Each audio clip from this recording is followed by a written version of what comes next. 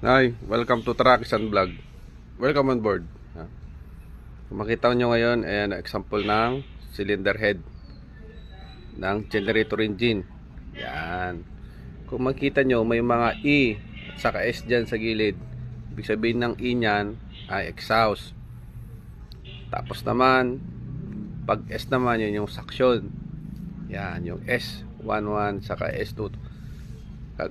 Doon sa may mga balbulan yan, meron din yan silang marking na nakalagay dyan, kung E41 o kaya S41. Ganun din po yan. Ang ginawa po dyan ay kinolor check nila. Pagkatapos po nyan ay ilalaping yan isa-isa.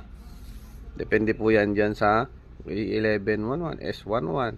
Yan. May mga nakadesignated na po yan na mga balbula, mga suction valve